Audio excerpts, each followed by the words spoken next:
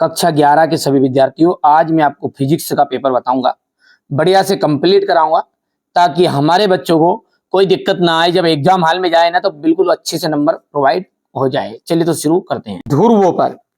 ध्रुवों पर जो जी का मान होता है ना वो कैसा होता है, तो वो ध्रुवों पर जी का मान होता है अधिक।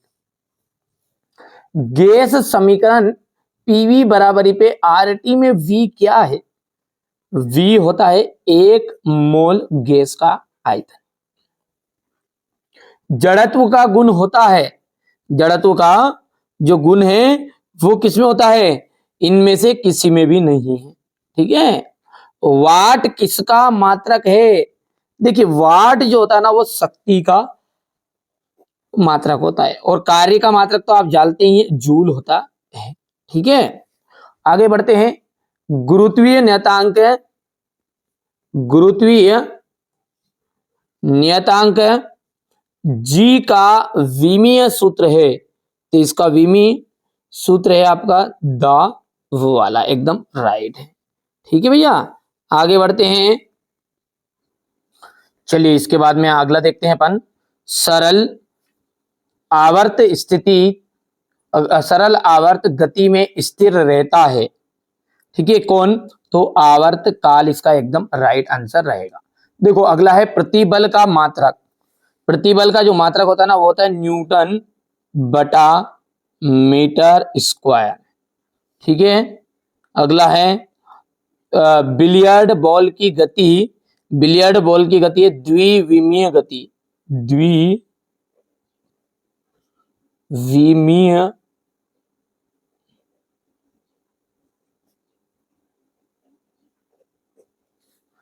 द्विविमीय गति।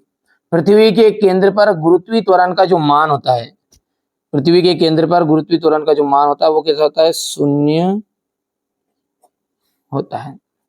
जी एक कैसी राशि है, यहाँ से आप देख सकते हैं क्षेत्रफल।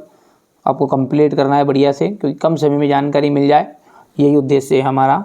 देखो ध्यान से देखो, संवेग का मिलान आपको करना। देखो यहाँ पर हो जाएगा आपका ये, दूसरे का हो जाएगा आवृत्ति इंटू तरंग दैर्घ्य, कोणीय तरंग त्वरण, कोणीय त्वरण का आ जाएगा यहाँ पर रेडियन वाला आ जाएगा, और घूर्णन त्रिज्या का यहाँ पर देख सकते हैं ये चौथा आ जाएगा, सॉरी आवृत्ति तथा सिद्धांत, और घूर्णन त्रिज्या का आ जाएगा यहाँ पर ये, और छठा जो है वो आपका यहाँ से आ जाएगा, है ना भैया, कर लेना है कंप्लीट। चलिए इसके बाद में हमारे यहाँ से इंग्लिश मीडियम वाले बच्चों के लिए देखना है ध्यान से, ये हो गया इतना। अगला देखिएगा, त्वरण क्या है इसका एसआई मात्रक लिखिए। तो देखो त्वरण क्या है, वस्तु में वेग परिवर्तन की दर त्वरण कहलाती है। तो यहाँ पर लिख लेंगे वस्तु में वेग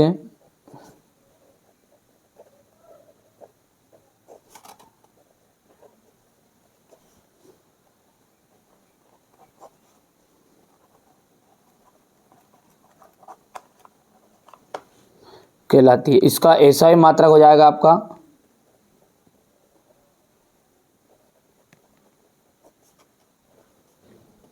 एसआई मात्रक हो जाएगा metre upon second square.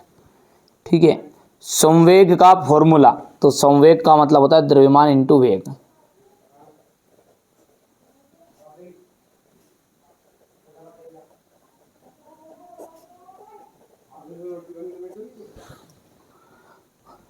Hook का नियम की सीमा लिखिए। तो यहाँ नियम केवल ठोस पदार्थों के लिए लागू होता है। यहाँ नियम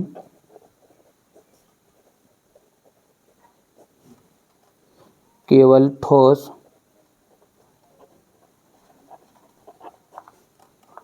पदार्थों के लिए लागू होता है। प्रतिबल और दाब में अंतर। देखो प्रतिबल और दाब में अंतर क्या है, देखो पहले तो इसका प्रतिबल का एसआई मात्रक यहाँ पे लिख देता हूँ मैं, इतने, इसका एक आ जाएगा न्यूटन अपन मीटर स्क्वायर, और चौथा जो है इसको ध्यान से देखना है आपको, प्रतिबल का मान पूरे पृष्ठ पर समान नहीं होता है। प्रतिबल का मान पूरे पृष्ठ पर समान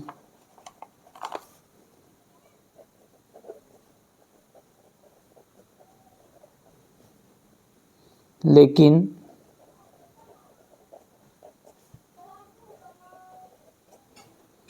दाब समान होता है।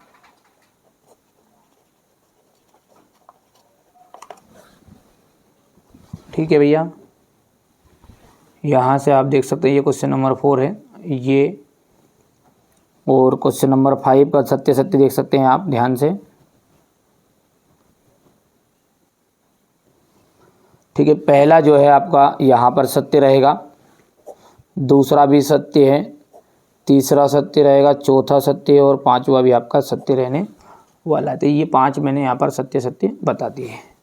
ठीक है भैया, इसके बाद में अपन बात करें तो आगे की, तो यहाँ से आप ये ट्रू फॉल्स है इंग्लिश मीडियम वाले बच्चों के लिए। क्वेश्चन नंबर 6 को ध्यान से देखो। एसआई पद्धति में एक संबद्ध प्रणाली क्यों है? निम्नलिखित भौतिक राशियों के लिए विमीय सूत्र लिखिएगा। मूल मात्रक तथा व्युत्पन्न मात्रक में 2 अंतर देना है। निम्नलिखित भौतिक राशियों के विमीय सूत्र लिखना है। विषम समांगनता का सिद्धांत क्या है? विमीय सूत्र से आप क्या समझते हैं? एक न्यूटन बल को परिभाषित कीजिए। संवेग संरक्षण का नियम आपको लिखना है। गुरुत्वाकर्षण तथा जड़त्व गुरुत्व से आप क्या समझते हैं? जी का मान कहाँ पर अधिकतम और कहाँ पर न्यूनतम होता है? गैसों के लिए एवोगैड्रो का नियम लिखिए। बॉयल का नियम आपको लिखना है। सेकेंडरी लोलक किसे कहते हैं? इसकी लंबाई का सूत्र स्थापित कीजिए। यहाँ से आपका 12वां का हो जाएगा। घर्षण के 2 लाभ लिखिएगा। पहाड़ों पर घुमावदार सड़क समतल ना होकर बाहर की ओर उठी रहती है, क्यों?